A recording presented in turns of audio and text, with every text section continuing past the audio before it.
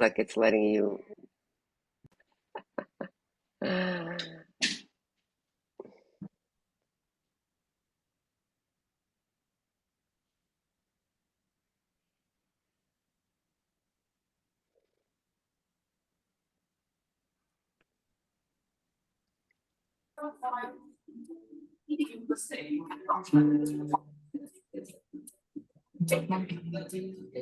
Hello, everybody. Hello. What's that crazy noise?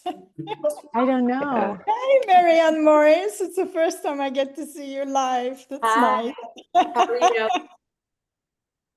No, this is Wow, weird. you This look is, so radiant. Look at her yeah, colors, all I toned know. up. Hey, Sabine.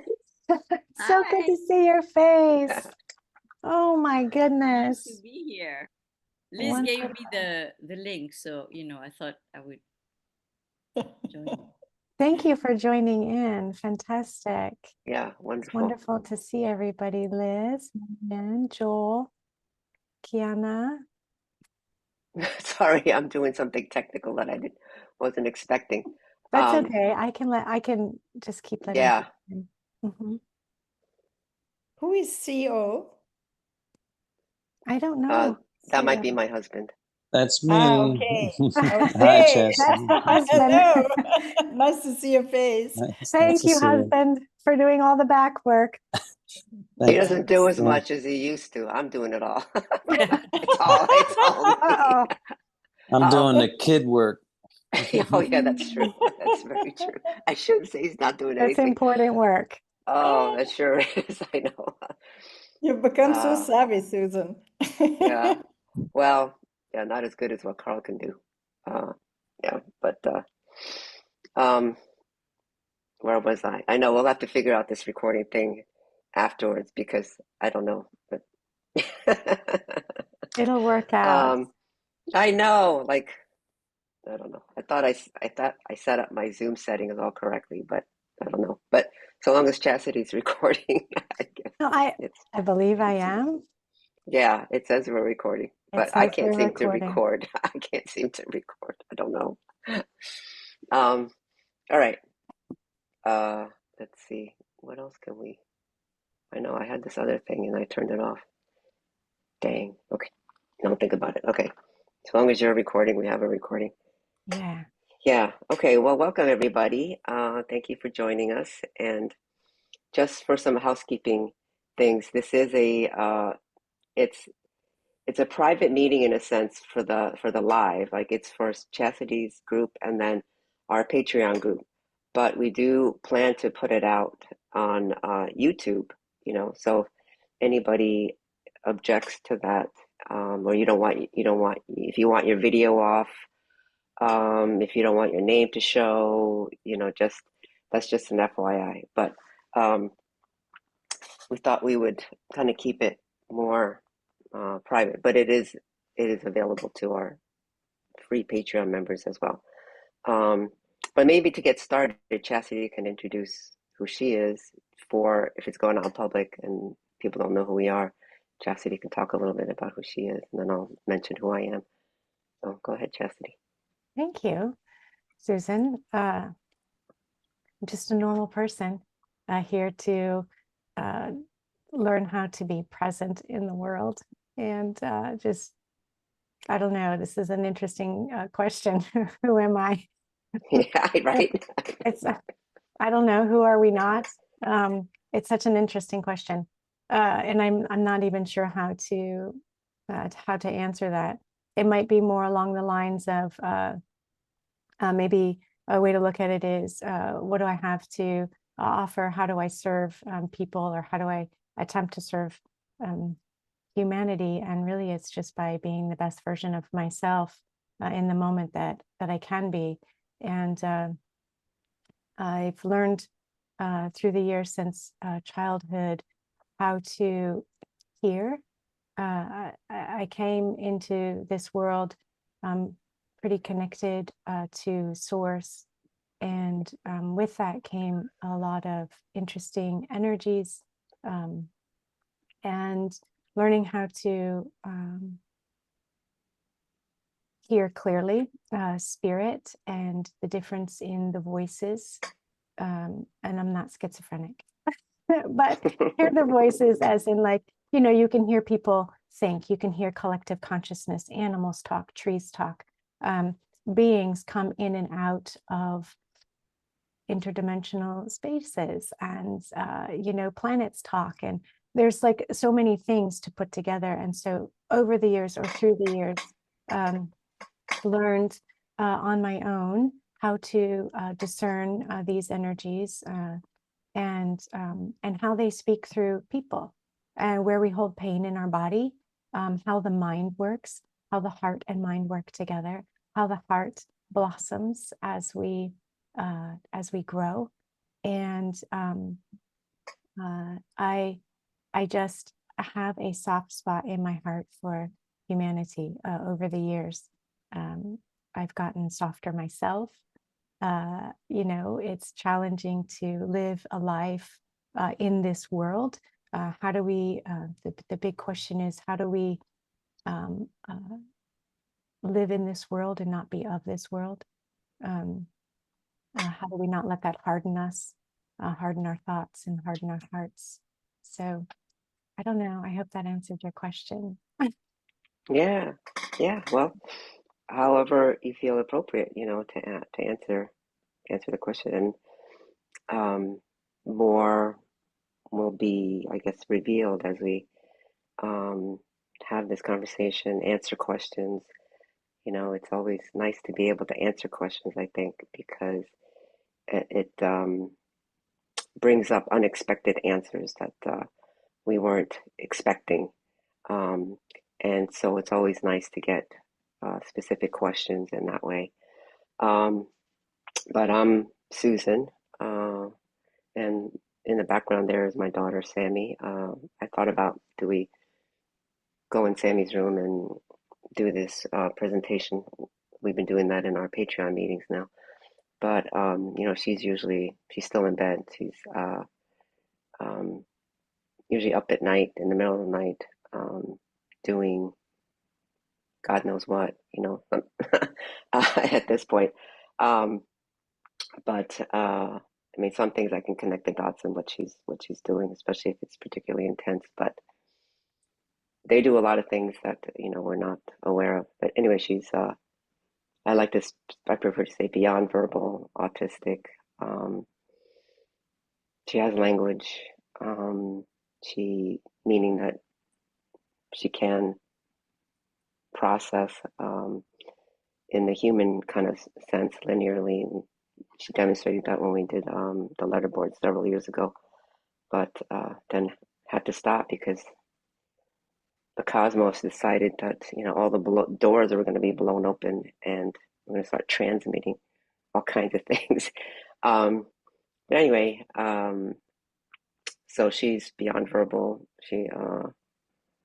We have a connection that I really wasn't aware of, when she was born. When she was born in 1999, I wasn't all that awake when I was a child, but I would say, sensitive and empathic.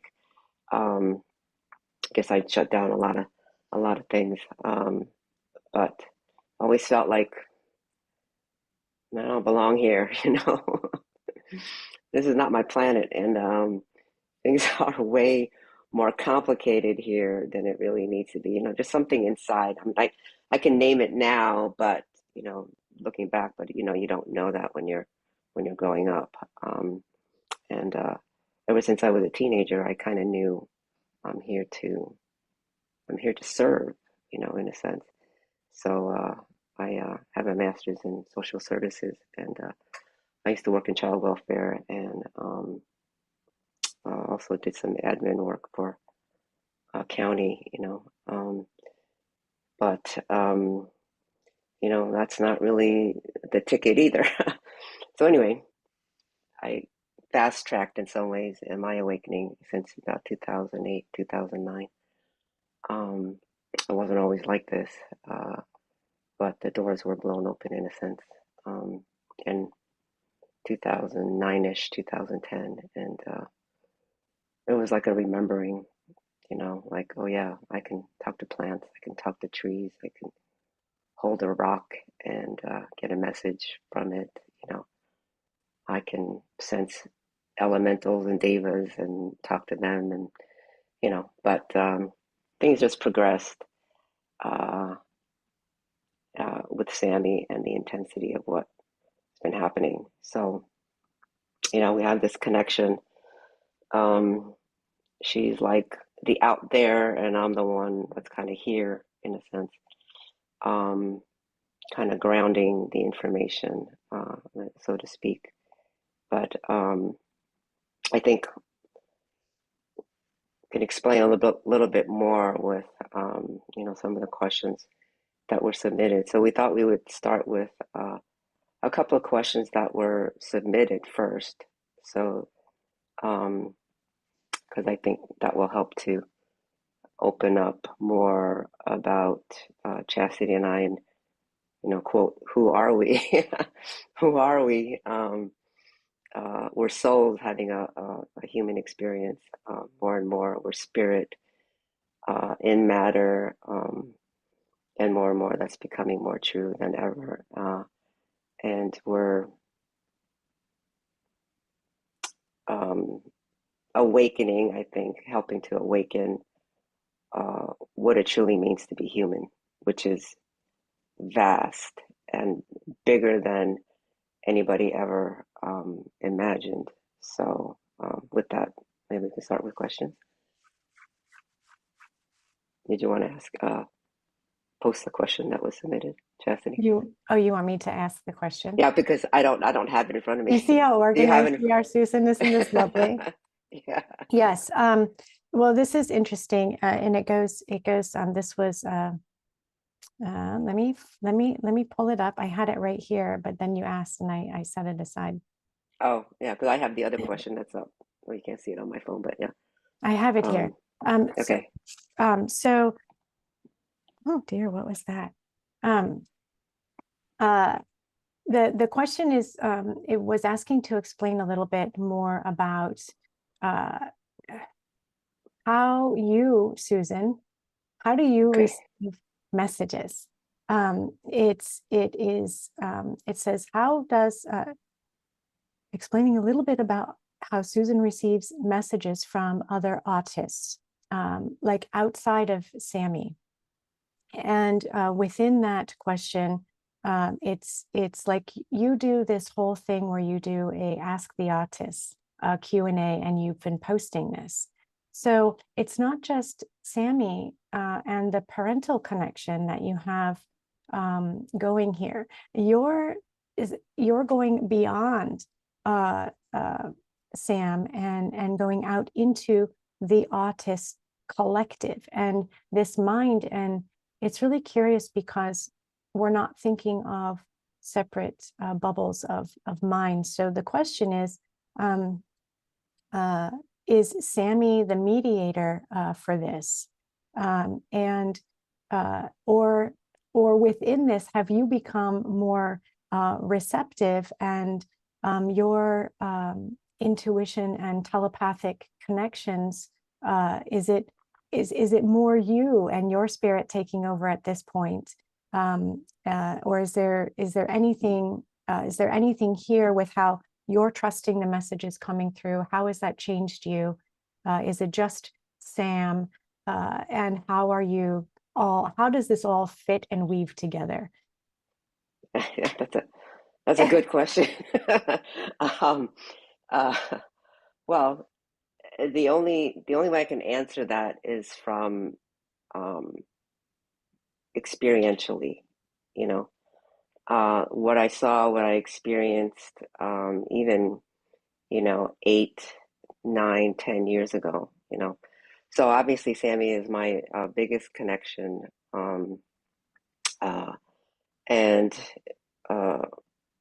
what I noticed in 2015-ish, 2000, in that time frame, I was getting all these activations, attunements from the cosmos,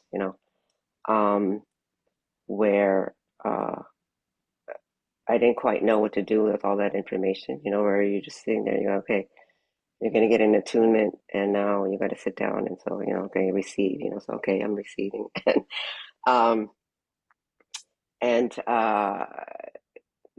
then it seemed to be what it seems that looking back, it seems that I was being prepared for what I needed to do with Sammie, from like 2017 to this time.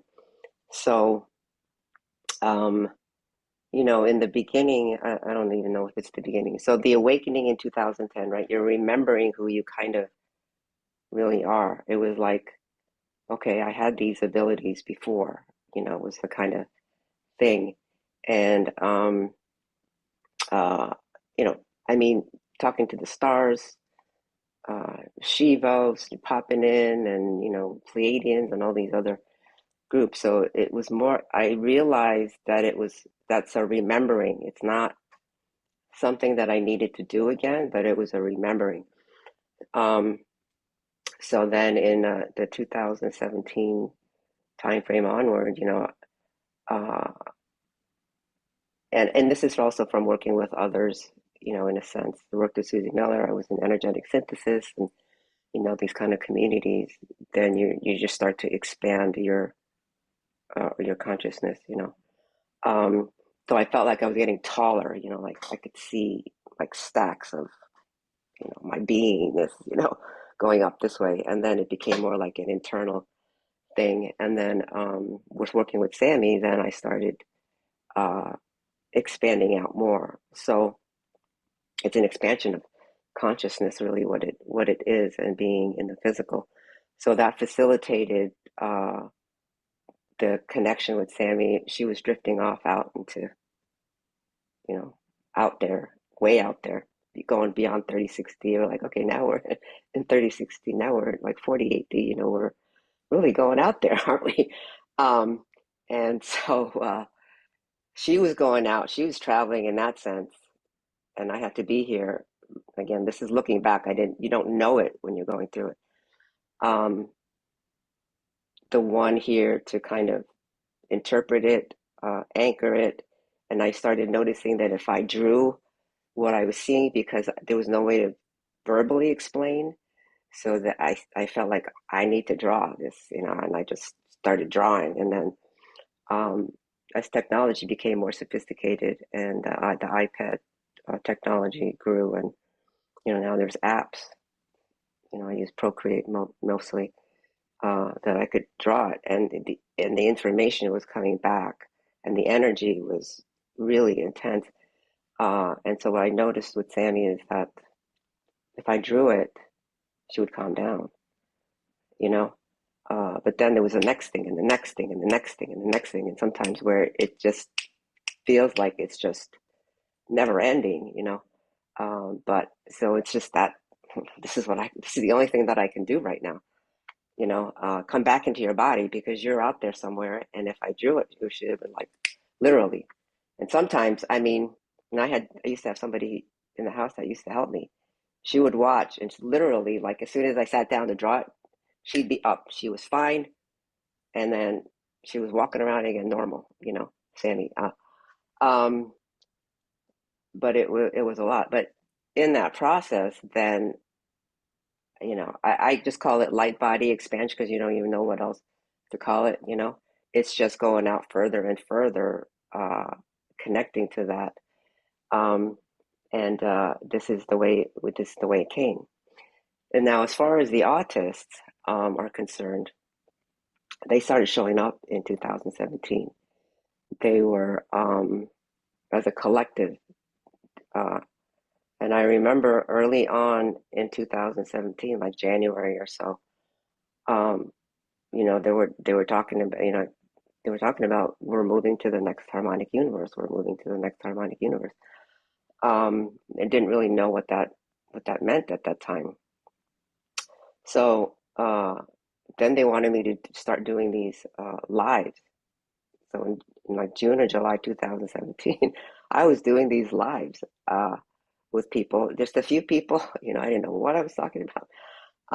Trying to explain, and they're all on our YouTube channel if you want to go back and watch those early, the planetary synthesis thing. So they start coming in. I see them from different parts of the world. I saw pillars coming down into our universe. It was like, okay, we're preparing to just lift you off, Um, so they were coming in from the beginning and coming in from all over the world. And so, I work mainly with Sammie, but, is Sammie the main one? I don't know. Is she my connection? Because they had me draw this matrix in late 2018 that represents their collective consciousness. I've shared it in different places. People may not realize what it means, but it means literally their collective consciousness, their vast consciousness. And as a way, and it literally looks like a star, this 18-pointed star, but that was like a matrix created. I don't know where you would say, but it was created for them to connect to so that they don't, quote, embody here the way we do, where we are, but it keeps them as a collective consciousness,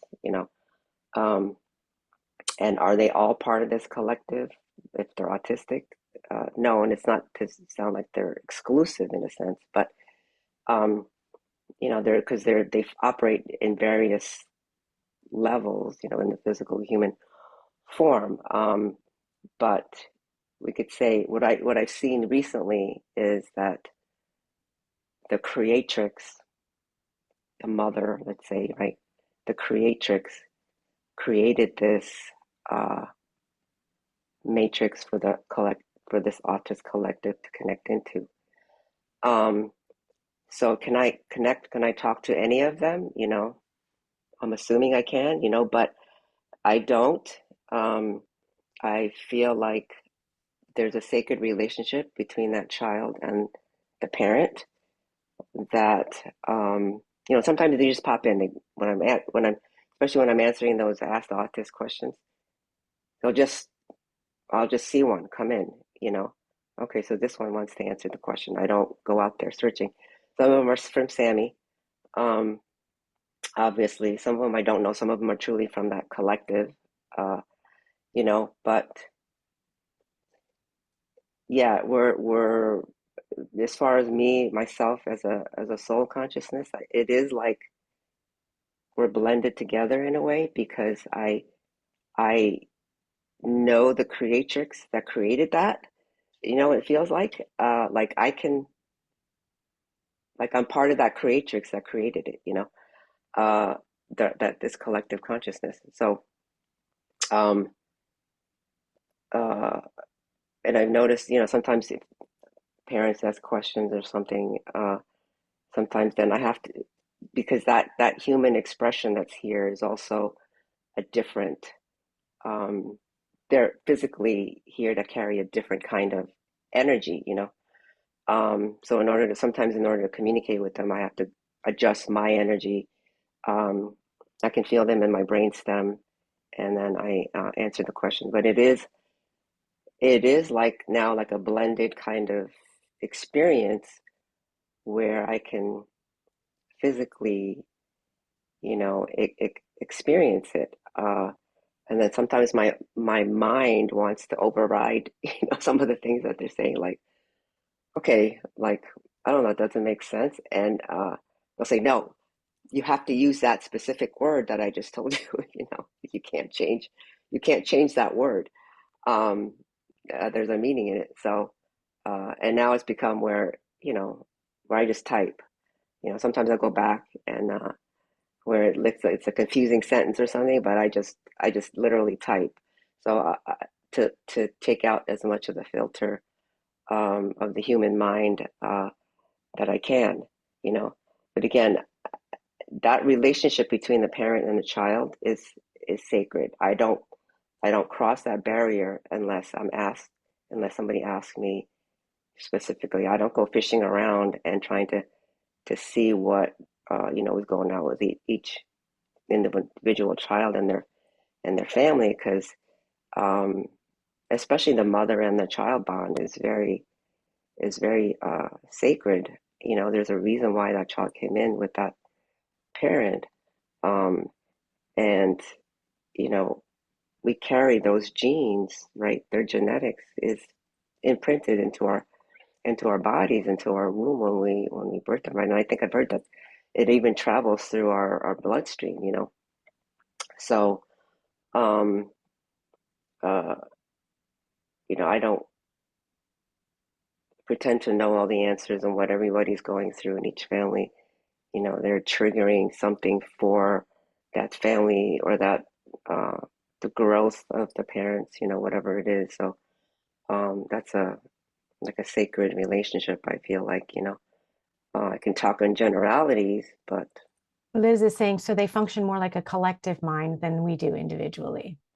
Yeah.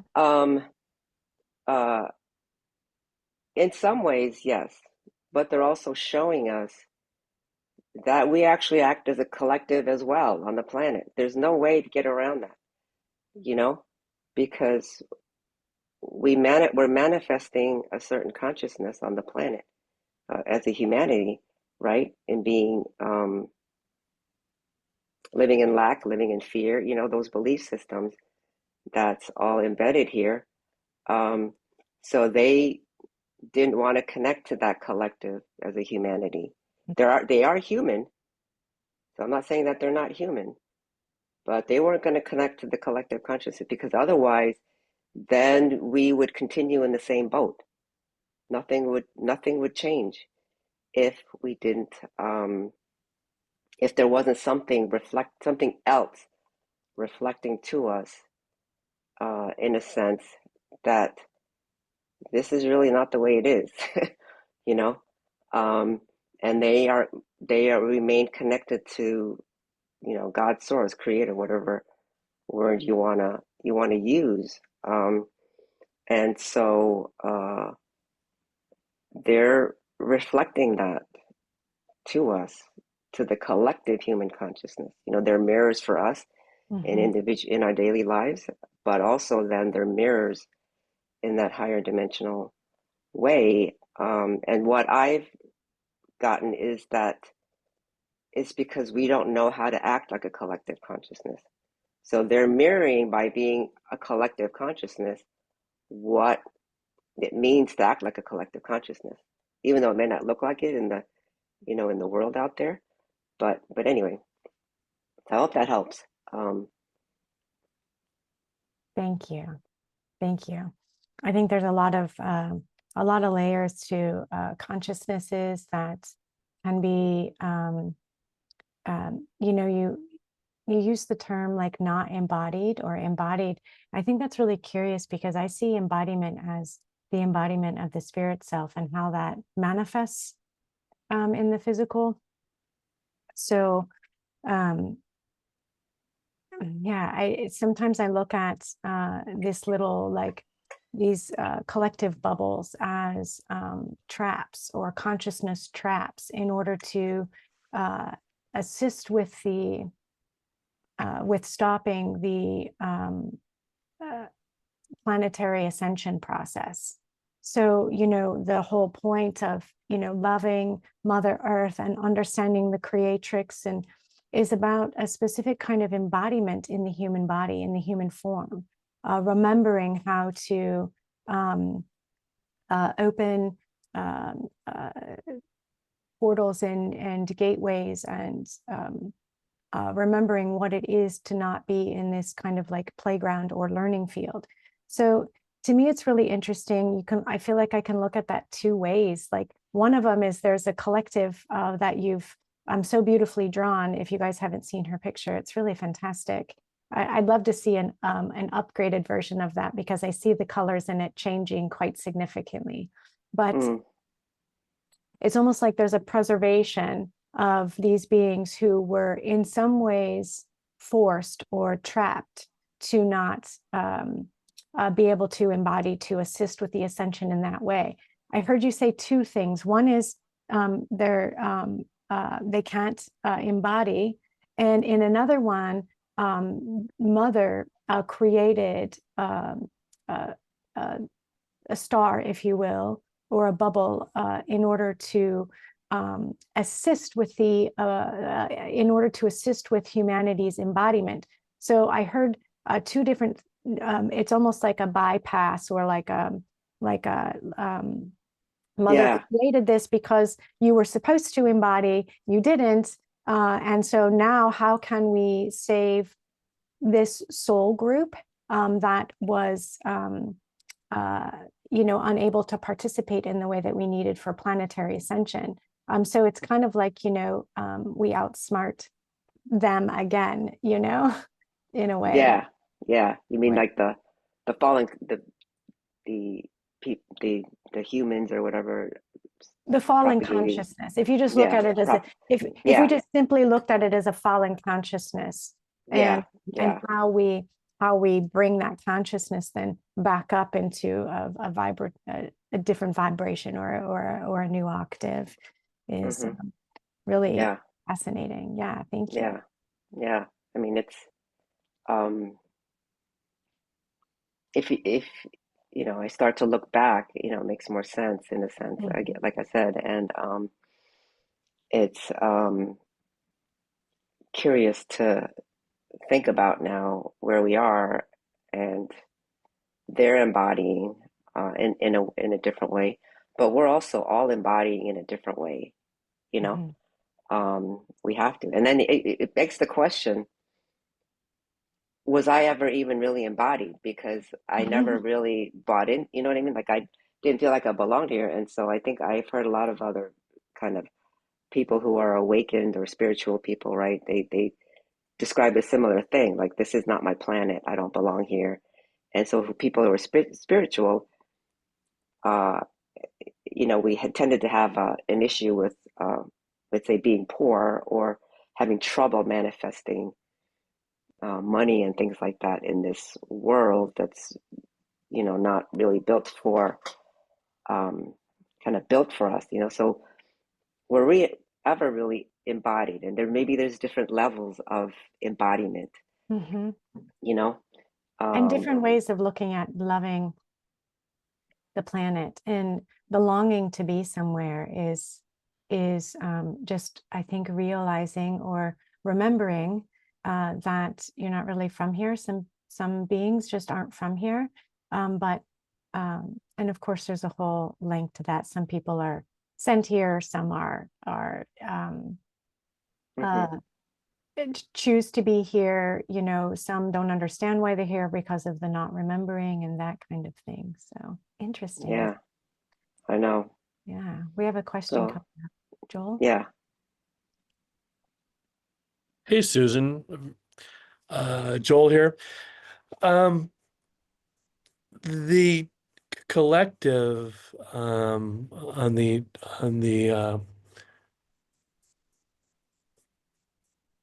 nonverbal autistics, I think you call them. So what do you feel is the overall mission, if there is one? What's the larger picture here of what you feel that They're doing? yeah, well, that they want to do. Obviously, they're putting the pieces in place is what I hear, um, and I think it's wonderful. I feel that as well. So, what do you think? Is there a bigger mission or purpose? Do you feel? Yeah, definitely. Um, uh, Boy, there's many layers as you were, asking the question to this. So I can feel Sammie coming in. I can actually feel her right now at that temporal bone behind the ear.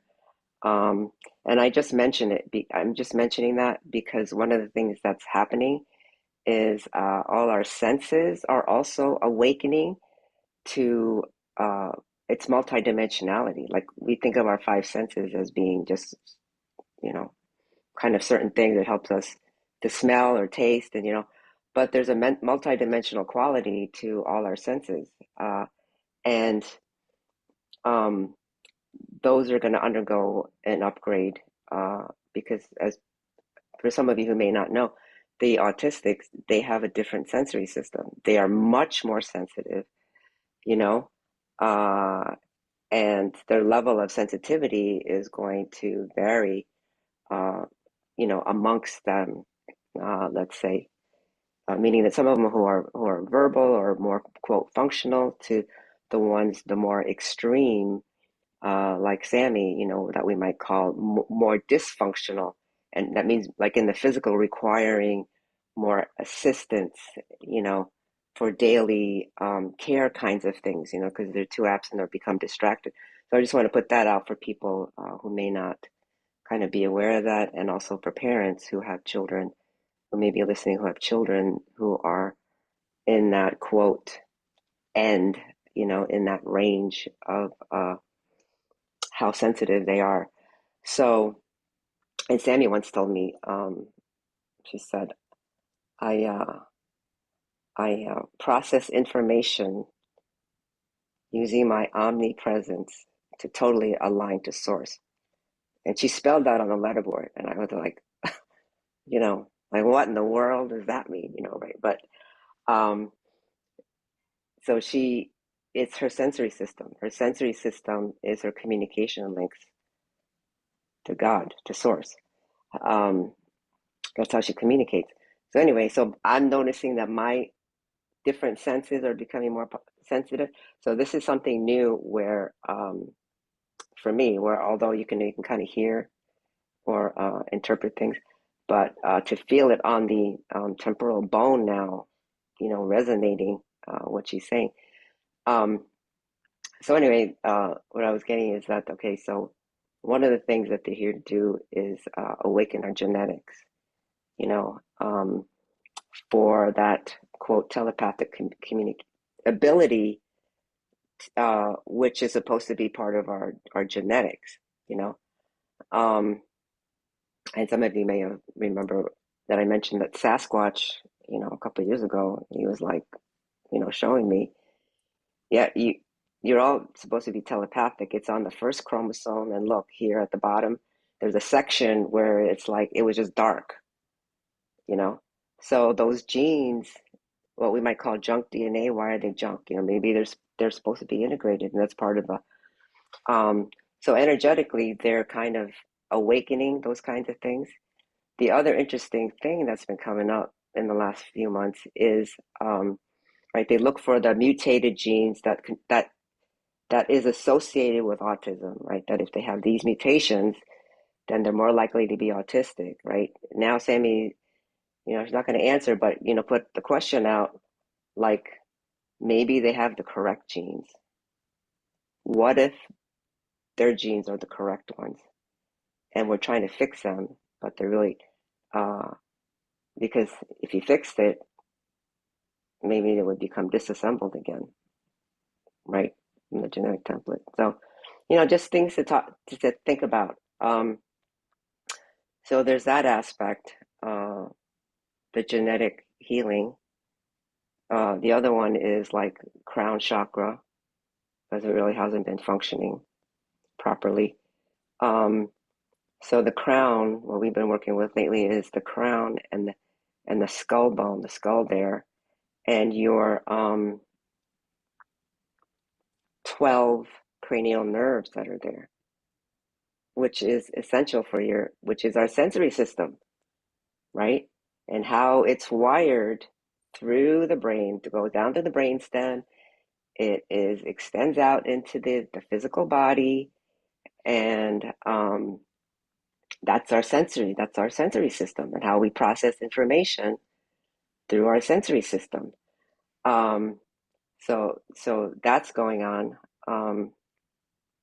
So the crown chakra then also, if you imagine that the skull is a resonator, which I'm sure most of you listening, right, know that it's a resonator, and communicates with the stars, you know, not just through like, okay, like you're channeling, but literally like feeling the sounds from the star system, whichever ones that you're connected to.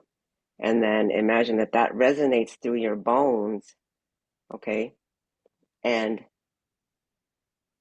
it doesn't have to be translated into words. It's like a knowing, right? Because it's literally vibrating in your body. And then look at your feet, the feet bones, and it's in communication with the earth and the crystals, right, of the earth, the other crystalline beings of the earth, of the planet. So there's a correction of the crown chakra that they're interested in doing as well, for their own physical bodies too, because they still had to be connected to a body that was a physical 3D human, you know? And so now they're undergoing physical changes in their own way, in order to embody that soul the way we're trying to do now going forward. So there's that piece. And then the other piece that was significant, and I was shown this in 2017, is that, their collective consciousness and the human collective consciousness at some point are going to merge. And then that becomes like the new collective consciousness of humanity. Now, in 2017, I thought it was happening right away, because you think, okay, I see it so clearly. And well, our first logo or whatever was something like whole plus whole equals creation. So it's literally like fusion, like in physics, the idea of fusion. When two atoms are joined together, it becomes a different element. So it was very much like that, like this collective consciousness and then the human collective consciousness are going to merge into become something different. So now I'm getting that it's probably closer to like 2040-ish. And because there's a lot more people that need to be, quote, awakened, or, there still isn't that many people. I thought by now, like we'd all be much more, quote, awake, but, that hasn't, quote, we still got a ways to go for a lot of other people. And that's okay. I used to be really frustrated with that. But now it's like, okay, I'm just here to do my business and my part, and whatever anybody else is doing, it's their part, you know, and without stressing about it, because now there's just so many changes that we can't avoid it. Oh, the other thing is it's the linear logic that the way we're used to thinking. So they have a whole brain. They're operating more from whole brain. And if you think about it, when you look at the diagnosis of autism and how they explain it to you when your child is like, especially if you diagnose it like, 1, 2, 3 years old, they'll tell you like, okay, we're supposed to be, as we grow from a baby, we're supposed to be pruning neural connections. Well, they don't prune their connections. And why is that? And why are we pruning neural connections? Like, is that, and they say that we only use 10% of our brain. And you go, okay, now does those two things really make sense then? Should we really be pruning? So they're interested in whole brain functioning. And we have to get out of linear thinking, because that keeps us looping and recreating the same things over and over again. So they have a different way of processing. And there's even, like Sammie has shown, new brain waves, because even everybody talks about the alpha brain wave. It's your awake state, and everybody's trying to do these things, with the alpha brain waves. And it's like, they already know, let's say the fallen ones, right? The lower consciousness ones, they already know how our brains function. And don't you think that they know exactly how to ride those waves of the alpha waves and thought patterns and mind control that can ride those alpha waves? Just a thought. So anyway, That reminds me, when you're talking about the temporal bone, this is where we hear information. So it makes perfect sense. And there's a whole geometry here behind the left ear, actually, that the left ear. Convoluted. And I mean, it can be, this is where we would see if like something is interfered with, you could see a black goo there. But it's also how I see and like the entry point in a way to V2K or voice to school technology, being able to hear things that other worldly beings or what it is they want to put into the minds of people. And I'm not sure, is the dodecahedron connected to air, the element of air? I can't remember.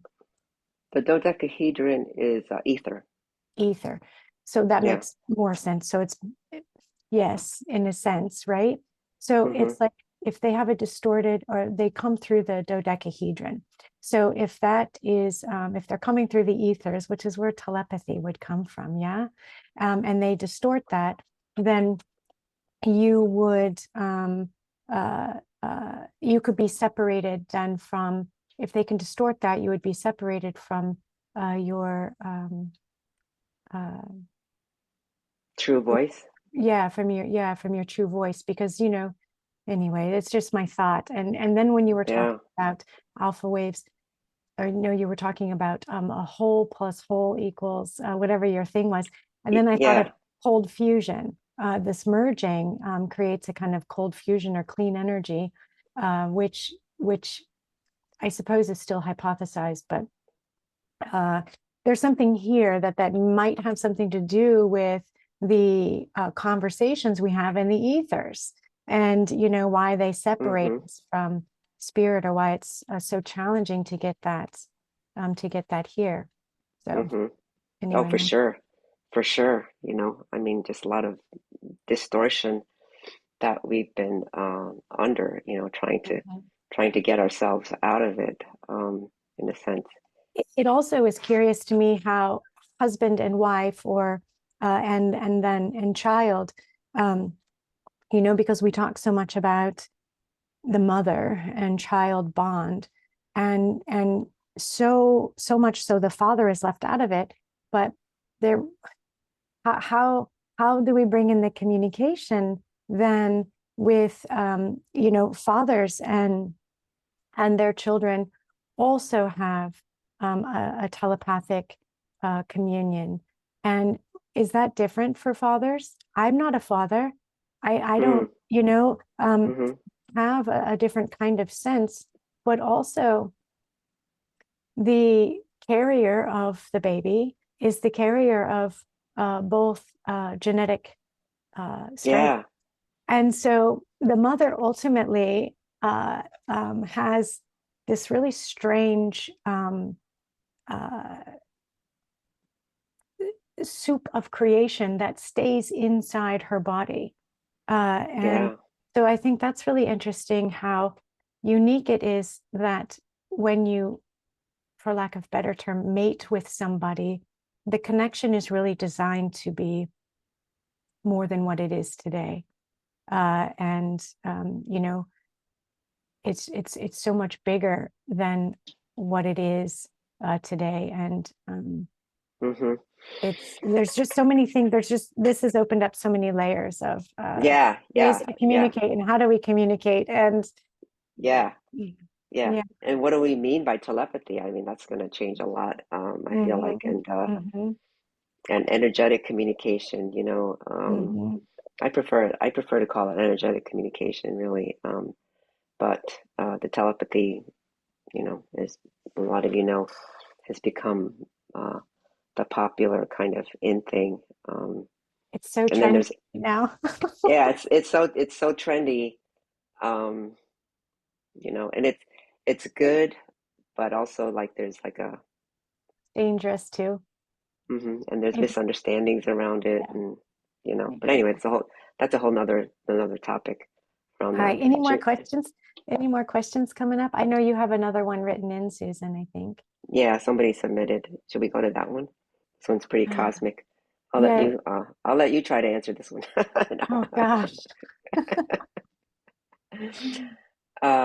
He says, I would like to ask whether the planets and stars are celestial beings, or what mythology refers to gods and goddesses. If so, did something occur where the planets were at war and Earth was moved or changed from her original state? That's a really good question, huh? That's a really good question. Yes, they're cosmic beings. Planets and Definitely. stars are cosmic beings. There's no doubt about that. The way they communicate with us, but we are the stars. We're each one of the. How I see it is we have a coordinates that we come in with. What star system did we come through? And that seems to be the star map in our body. I think, Susan, you and I were looking at this before, where the exit point is going to be different than the entry point. And so your cosmic body star map changes. And so this is when we feel fascia pulling, right? We have pains in the body because we need to go in this cosmic cycle. And we tend to keep ourselves trapped in a cycle where the sun's not actually moving. And we are actually moving through this celestial space. And the planets very much connect. I see in session work all the time, their coordinates is off. The coordinates is off. What the frick does that mean? What does that mean, the coordinates is off? Well, look at your body map. Where are you in the stars? You might be living technically in the past, which could have been 2 days ago. This planets, the way they transit and enter. I'm not an astrologist, or I don't do any of that kind of stuff. So when I hear it, I take it seriously. I'm like, oh, this must really mean something. So, there's kind of like a whole scam on keeping us into a specific form, a specific mold. And it's so important to move out of that, because yes, the planets are celestial beings and very much alive and really help with our ascension. And we ascend and they ascend. I don't know how to answer the next part in terms of the what group. I think it's something came up with the gods and goddesses. When I hear that, of course, I think of Greek mythology, and these beings aren't mythological in my opinion or in my experience. Or perhaps the imagination is mythological. I think there's different ways to look at that too. But these gods and goddesses are much like the consciousness you're speaking about. They're groups of consciousness, and we've experienced that consciousness. And I think this is where we get like, I was Athena in such and such time. No, you weren't, but you probably were around during that time, and so you feel that consciousness moving through your body. And or your mind, or a piece or an expression comes through. And it's really exciting to investigate within yourself. What does that feel like? What does it look like? And sometimes that brings pain. And this is where we get the concept of war. War is really polarity. It feels like a separation of self from self. And we can look at it as in war, as we see it on the outside, manifesting in terrible ways that we witness it. But when there's an inner peace, there's always an inner peace, and never truly an outer war. I don't know why I'm saying it like that, but there it is, because it actually goes. I'm actually fighting to not say that. Because I'm like, that's not how it is. And I can't, I'm just trying to allow myself to free talk. And so there's this illusion of what war really is. There are falls of consciousness, and those can feel like evolutionary wars. There are, unfortunately, I think, factions of beings and people that, but again, you know, to me, it's just like, I don't know, there's something just about really being embodied and one with yourself, that even the outside wars or the concept of this just is, maybe it doesn't touch you the same. There's Mm-hmm. there's something here. I'm kind of feeling, Sam showing me something, but I can't quite hear her. So Mm. she always Okay. makes me burp when, so She's pardon. around. Yeah, she comes in. I see this beautiful buttery yellow, and Oh. I was like, she wears this yellow gown. I think I've said that before, but Mm. that's how she comes through to me. Mm-hmm. Anyway, and then I don't know. That's my short answer for that Mm-hmm. question. Mm-hmm. Yeah, they definitely are alive in the sense of they're conscious, you know. And I guess it's hard for us to imagine that here because we've been trained only to see that dense matter form, especially planets, you know. But even like a star or galaxies, you know, I'm starting to look at it like um, from, let's say, the primordial waters, where it's this, there's just no form, and then how does source, let's say, begin to create aspects of itself, you know. That's a kind of a limited word, but you know. And then I just started seeing like spinning, you know, in this movement that's awakening. And so you see it spiraling and spinning, and then it's like what comes up is an aspect of its consciousness, but it's really like this is even a galaxy, you know. um, that's come to life in a sense, and maybe not the life that we think of it as, um, but as an expression. And so that core essence of consciousness, we may be calling a god or a goddess, you know, energetically in a sense. And, you know, the human as an expression of source is just vast, you know. It's big, it's huge. And so, you know, this is just a kind of a more of my contemplating, but is what we're talking about really like expressions of the human soul in its true vastness that it is, and it's like an evolution of birthing. I don't know if that's the right word, but birthing these bigger and bigger beings that then is you know, that creates stars and creates planets, because really they were creators to begin with, you know, bringing in that essence of being a creator, like the creator. And so we have that impulse to want to create, you know, and co-create.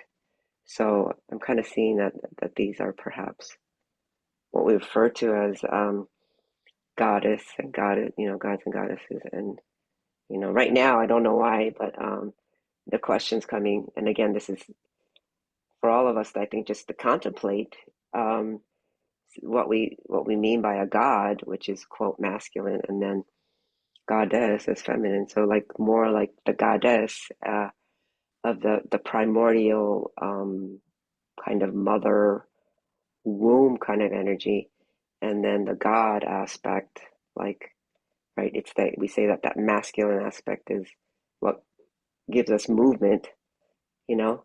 And so it's the two and how they, I don't know, spin that vortex. Mhm. Um, that then emerges into a galaxy, what we would call galaxies. So then that we would call that a God aspect. You know, I see the perhaps. gods. I see the gods and goddesses actually as one. They always have a counterpart, and we hear about Mm-hmm. them as separate counterparts, but I think they're actually one. And Mm-hmm. so, um, yeah, I think there's like a kind of a misconception of how we see gods and goddesses as well. And they might express to you as feminine when you're working with a feminine aspect of self, or they may come in expression as masculine if you're working with an electrical spin point, for instance. So I think depending on how, what it is you're working on in your consciousness, or what it is you're balancing, or what's coming through you, is how they're going to present if you're talking to, or praying to, or working with these big energies. While you're talking, I was Yeah. thinking of Horton Hears a Who, you know, when there's an entire planet like on the top of a flower, or in Men in Black, Yeah. opens up the locker and they think he's a god, right? So Mm-hmm. Mm-hmm. Mm-hmm. all these universes inside universes. And if you could see what is around you right now, I mean, I think you'd be petrified. I think it would Mm. be the scariest things that you've ever seen in all of your life. And you would shut your eyes and never want to open them again, right? Because there's so much happening. Yeah. Uh, Yeah. yeah, maybe I'm wrong. Maybe you want to see all of that stuff, but it could be very shocking, and it's surprising and overwhelming at first, right? And Mm-hmm. that's sometimes what it's like when you're learning how to travel into the ethers and cross-pollinate your consciousness with other beings. So it's kind of Mm-hmm. interesting. Mm-hmm.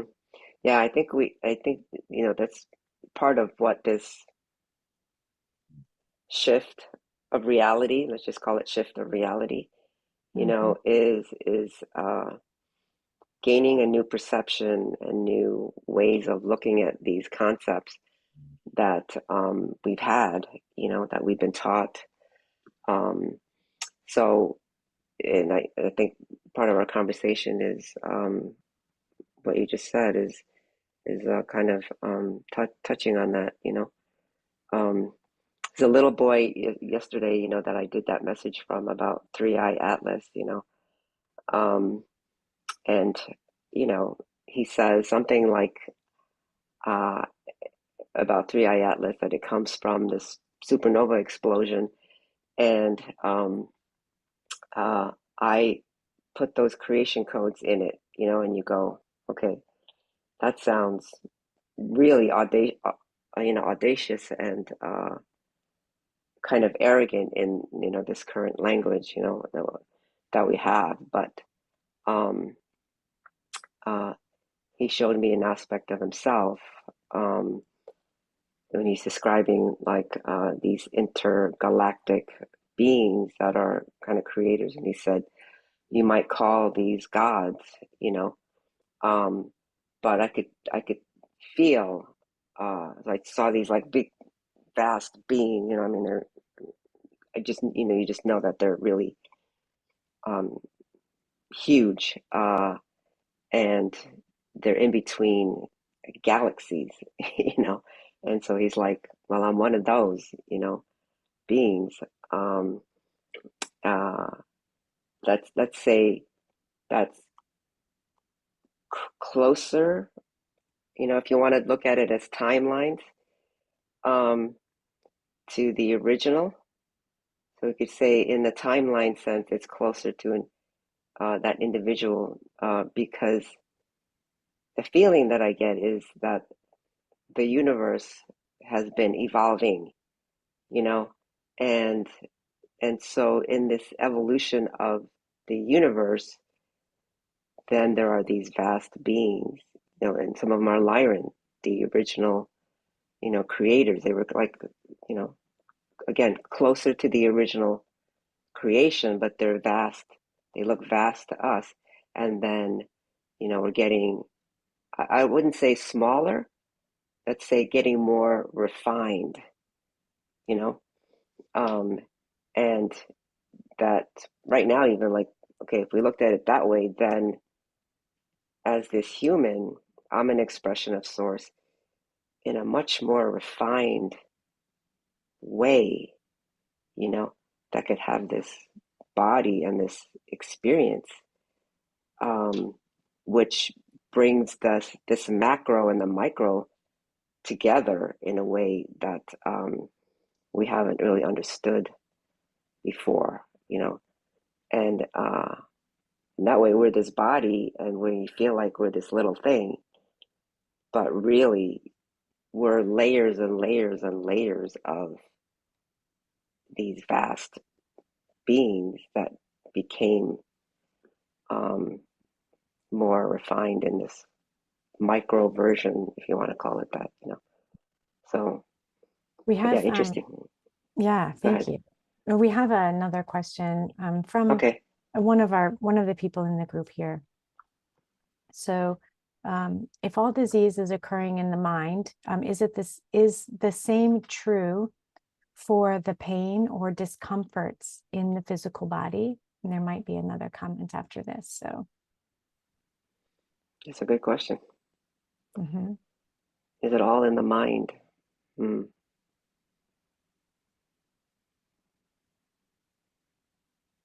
Oh, pick me. Okay. Yeah, I know. I was going to say something, but yeah, go ahead. No, No, go. go ahead. No, go ahead. No, go. No. I just, Well, go ahead. yeah, go. She's going to continue. She's still writing, so you start answering. Oh, okay. I feel like I've been yakking too much. So, but okay. Well, it's in the 3D mind. I would say no, that disease is not always in the mind, as in like the mental thinking, because in the 3D body, it hasn't been enough to just repeat something in our minds, you know, and have things completely vanish, you know. And so that would depend on even the person as well, because I feel like there's an aspect of your body that has to know it too. And maybe you can program it, or people have been able to program it from their mind to get through the body, to manifest the healing of that. But then if we look at, you know, our genetics, it's not functioning optimally. We have junk DNA, and these other things. And what's coming up right now too is even there are people that experience that kind of healing. But what's the bandwidth dimensionally? Like, you know, we've kind of been distorted to operate like a 10D human, really, at the most. Thinking of like the 10D grid, right? And from that perspective, that people will experience healing, but it's within a certain bandwidth of what we've known and how we've functioned. But now, if we open all that up, what does that really mean? So maybe it depends on the person too, that the disease is all in the mind, and how open and awake you are. And some people may need to go through that process of the cold disease. We're denser, and so things stay stuck in the bodies, and hard to free that up until now. What I see is like the quantum field, the way it's opened up, and you know, there's literally like fissures, cracks, in the physical body. And is that the pain of the fascia? You know, is that some of the pain that things are trying to break open? A lot of things to think about. Okay, go ahead, Chastity. Yeah. Well, she also added, you mentioned body map adjustments, and how might we make these coordinates adjustments to align better. from being a body worker, I understand that if you've ignored pain in perhaps it's the soul body, but oftentimes the soul is separated from the spirit. And I see the soul as a vehicle to assist with spirit connection and physical body connection. And the soul has vast experiences, vast personalities, like threads or wheels of experiences. And this is the wheel that we turn on, past, present, future, is kind of the soul's way of, the spirit says, I think that's a really good idea. I'm going to drop that in, and that's going to create a spoke off this way. Spirit says that's a good. So that's, you know, kind of my super basic way of seeing this. So there is, when the soul or a personality or the dimensional expression of self is in pain, it could be another type of disease. It could be a disease of the mind. It could be a disease of the body. It could be something that was so, you know, people talk about emotional pain that is so tremendous that they just can't get over it, you know, and they're constantly grieving. And they also carry larger portions, for instance, or don't know how to release a planetary trauma. So we kind of come in with an imprint of the wars, the economic status, these kinds of things from birth all the way through. So we carry those in the soul imprint, which manifest in the body. So why do I know it this way? I see it this way. When I started touching people with my hands, I started saying, what in the frick? What in the frick? Put my hands off, take them off, put them down, what was that, right? So the body tells a story. And I've always heard from my higher self and my connection to source and other healing beings that I work with, that when we've ignored something in the energetic form, the soul or spirit, when we've ignored it, it will manifest in the physical body. And it might not just be what you experienced in this now self. It could be other selves, other expressions of the soul. It can be future selves. So there's this really interesting piece to it. And so once it's hit the body, it's like your higher self saying, you haven't integrated this, you're ignoring it, you're ignoring it, you're ignoring it.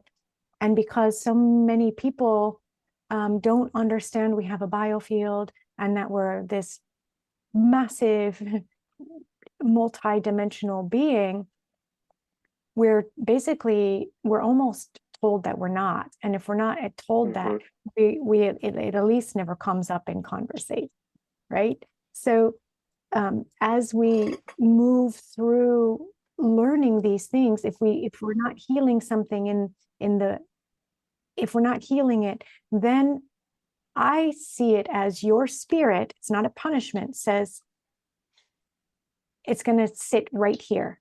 If you're not seeing it here, then it's going to sit right here in the physical body where you're going to actually feel it. And if you feel it, well, then maybe you're going to do something about it. Sometimes when that physical pain has happened for a while, unfortunately, these bodies, they can only take so much, right? So there can be partial permanent damage. And so it's from that partial permanent damage that you will have to work from. But that being said, I also hear, or the way I understand it, is that we can heal ourselves from anything and that it's possible. Yeah. I believe we have been able to do that. And I believe we'll be able to do it again. And so there's a disconnect in the belief system of that. And where in your field where in your existence do you think that you can't overcome this? Yeah, that's one of the key questions. Yeah, it's probably somewhere. And you may very well, we see this a lot in like persecution wounds. We don't want to bring forth who we truly are, for we may be looked at like we have three heads, or something. And so learning to kind of come out of this, some of these darker ages, and remembering again who we are, is important. But yeah, I think that the mind specifically plays light tricks on us, and we feel like we're stuck or can't get out of it. And this is, Steiner talks about Lucifer and Ahriman and these two polarities being balanced. If we go too far, one or the other, one is spiritual bypassing, and one is a sclerosis or a hardening into transhumanism. So what is it to be human? And how do we move into the body map adjustments? I think I think that we'll be going into understanding the stars better, understanding the big beings that Susan talks about, and the consciousnesses that are still attached to these big beings, and understanding in between time, understanding parallel time, understanding really what time is, and reconnecting with the time beings and the time spirits, I think is going to be really important. And just simply setting intentions, or trusting the knowing that is waking up inside of you, is going to be part of how you make those coordinate adjustments. Being on a place on the planet, which is not easy, and not everybody gets to do this, but going where you're called, living where you're called, visiting where you're called. And if you can't travel, then remember you're a time traveler regardless, and it's through the imagination that we do this. And so, we're learning how to bilocate again is part of that gift that we have of telepathy as well. These things are waking back up. And so, some of us are kind of blazing the path and testing it out, testing the waters, so to speak. What does this look like? What does this feel like? Look, I did it. You can do it too. So it's, yeah, I hope that answered your question. Yeah, it's definitely, there's a lot to contemplate, I feel like we're, Chastity and I can talk, but ultimately it's up to each person too, we can offer some thoughts. And I think energetically, just all being together and somebody asking the question, we're kind of exchanging energetic information in a sense, that gives us a different kind of insight, and that's what's always been fun, with Chastity and I talking and getting together. I've been doing it more in the background for the last probably 2-3 years, and just so many epiphanies that happen just being together in our energy fields, kind of collaborating beyond what we say. And so that's one of the reasons why, we started that podcast kind of just random, like, okay, let's see how far this goes. Yeah. Let's see how many episodes we can do, So we're just still winging it in a sense, but just going with the flow, which is part of the new way of living. Do we have to plan? Yeah, it's still have to do some planning. We're not completely out of this kind of time construct at this time, but then again, if we didn't have some of that, some structure, we couldn't be here. We couldn't have a forum. We couldn't have some kind of organization, because even the universe has a law of structure, right? I mean, and there's a reason for that, because otherwise we would just kind of we'd just be liquid and bleeding into everything else. And Like in Tombstone, when Wyatt Earp said, we got to have some law. oh, yeah. That's a good one. Yeah, that's a good one. Yeah. So there's some parameters, but no hard quote answers in a sense.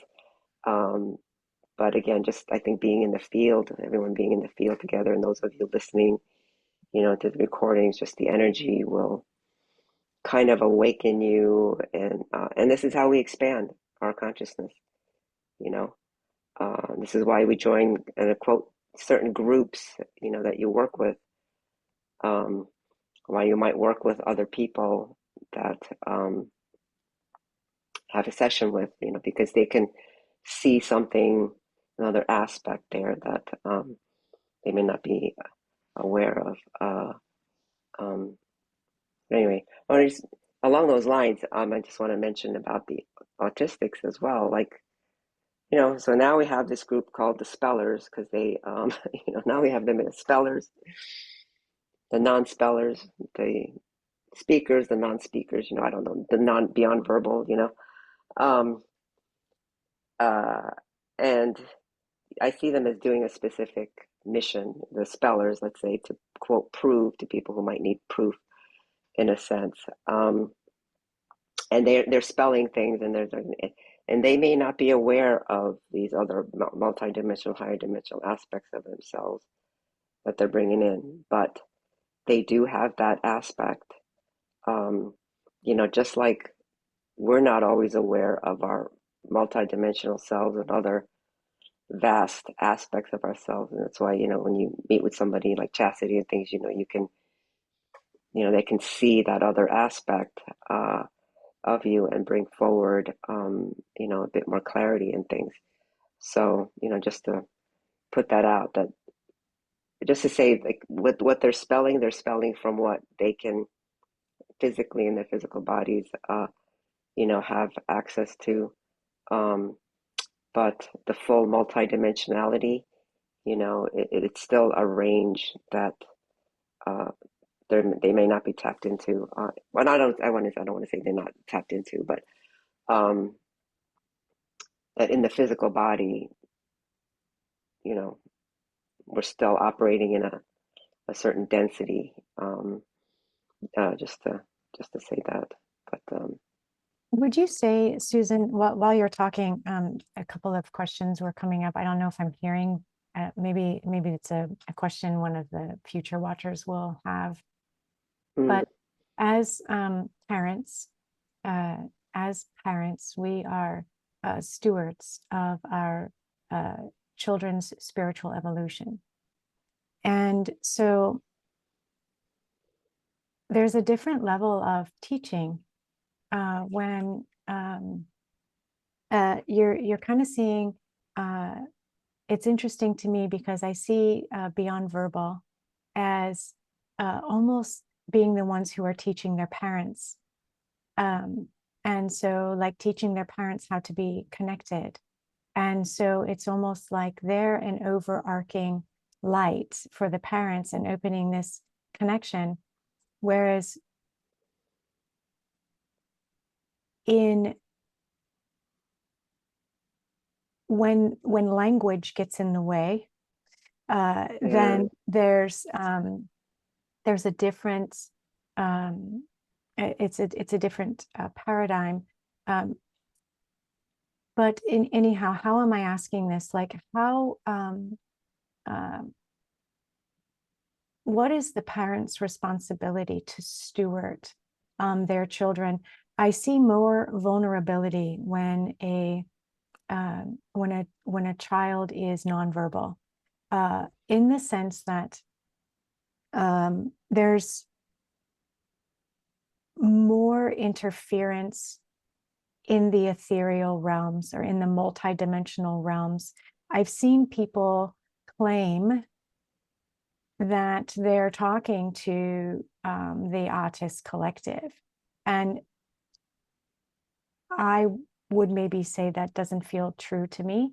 You know, in some instances, in some videos that I've seen, and some children are actually tortured, and you get this even like any kind of child maybe has night terrors, and you know, these are things coming in through multidimensional realms. So I'm trying to find the exact question I'm asking, but how do you steward your children spiritually? How do you protect your children and spiritually, or is it part of part of a a mission that this collective has to protect or awaken their children? Yeah, those are really good questions. I mean, I would say they're definitely here to awaken the parents first, you know, because I realize now that my awakening was important in the beginning to before, you know, it could really be more public in a sense, you know. So definitely that aspect is they're definitely here to awaken a lot of the parents. And the other part about, yeah, stewarding the kids, I mean, there's a very fine line in that. Like, you know, I can't control what Sammy does in the multidimensional realms, let's say, you know, and what she's doing, who she's working with, you know, I'm only seeing fractions of what she totally experiences. You know, you can't. I'm not in her body, you know, in that sense. So I'm getting glimpses, you know. Let's say I can't control that, but I can control who I choose to, let's say, work with, you know, to do. I have to. I can choose who I'm going to work with in the physical, you know, who I take them to, let's say, or who I'm going to allow to have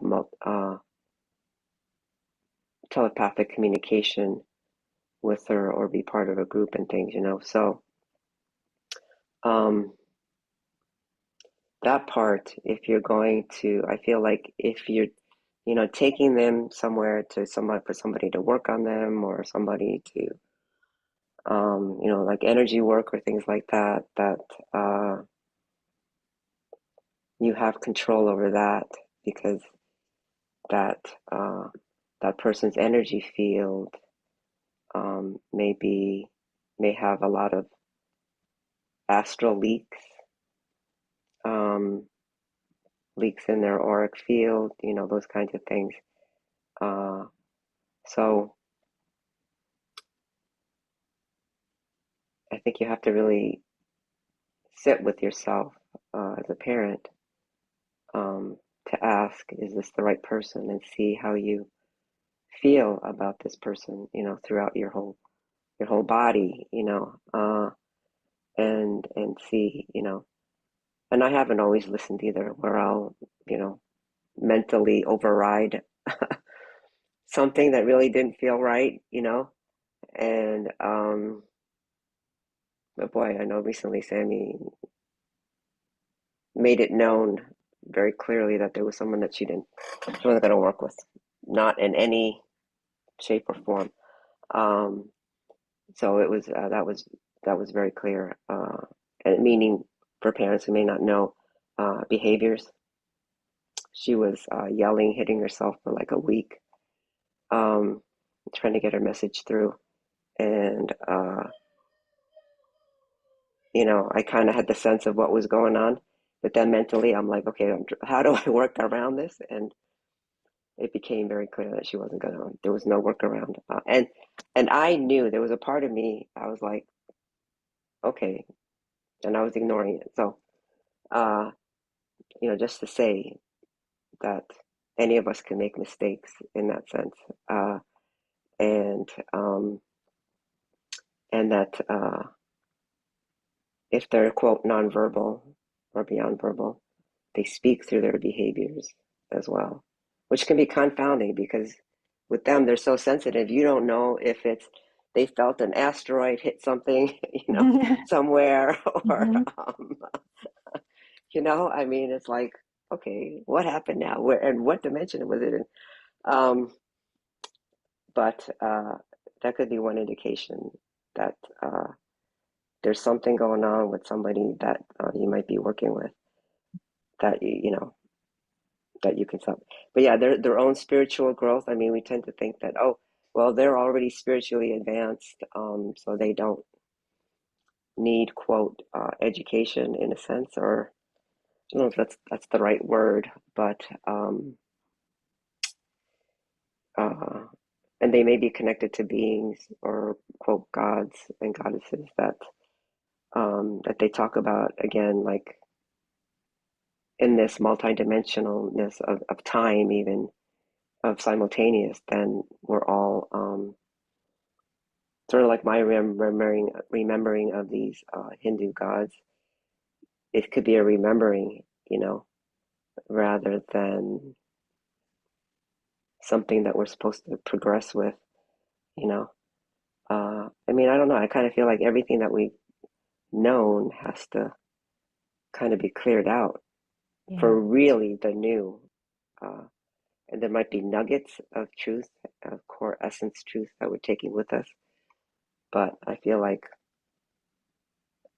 I don't know that we should be teaching those things again. Exactly. That's my opinion. I don't want, I don't know. But Thank you. I know a lot of people are going to have feelings about that. But yeah, what do you think? What do you feel? What do I think and what do I feel? Yeah, I meant to say what. I don't know. Gosh. I think that, just to sum it up,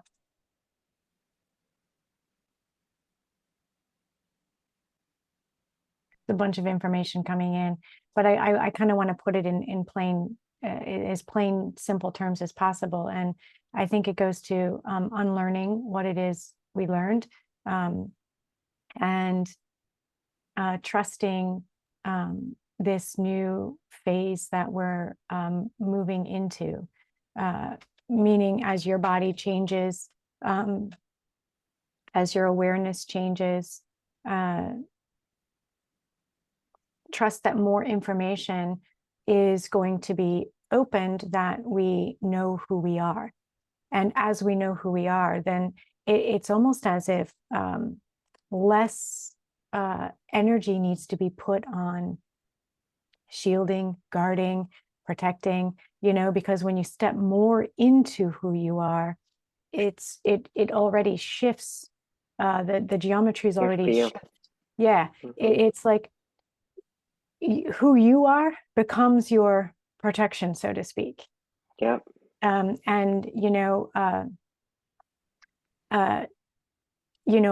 when my children were younger, I would bring them into my field, kind of scoop them into my field, and always checked their spine, checked their brain stem, checked the corpus callosum, what information is crossing through. So would go through, that whole process. And still today, my children let me, work on them and see like what's going on. I still ask, but for the most part, I have pretty open permission for that. But it's the knowledge of who you are, and it's the knowledge of where we're headed, who we are and what we are. And the Melchizedeks say, I know who I am in truth, I know what I am in truth, I know how I serve in truth. Then there's, more mantras to go with that as you grow in awareness. But I think that's the base piece. And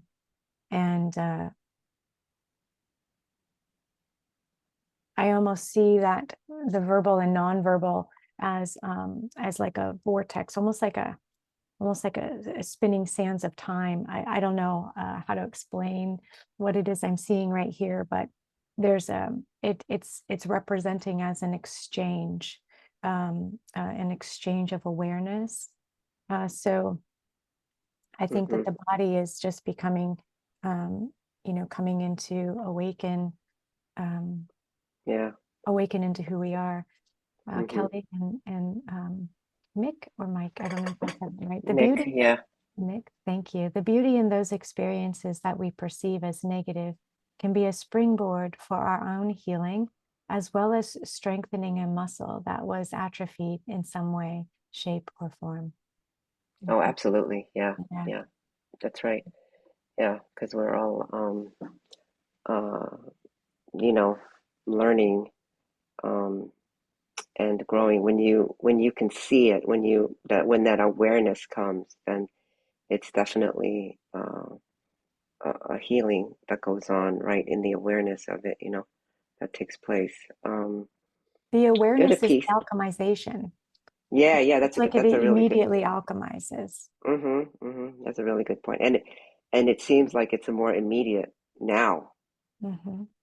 than ever before. Like in the past, you may have had to do a little bit more work, but now it's almost like whoop, something happens, even cellularly, um, uh, that takes place for that healing. But the other piece, I think maybe, worth mentioning. I don't like that word "worth." I can't get away from saying that, but that might be good to throw in the mix is this idea of aren't we all one? We're all one. We're all going, or things are happening, and so we don't have to worry about protecting our kids, or who we take them to, or what we, and it's like in this stage of us moving out of the 3D, it's like eventually all the distortions are going to be healed. I mean, that's what it was shown from Sammie, and that's what the human is for, and that's what the continued genetic upgrades and the evolution of the human body is to do, is to alchemize all the distortions, which could take, I don't know, hundreds of millions of years, I don't know. But from this vantage point where we are now, we are still dealing with beings who are with very fractured consciousness, and they can spew the same words of oneness and talk like we're all talking the same language, but energetically they're not, and this is the confounding piece that we're trying to move through. We're all using the same words, right? Connected to source, connected to God.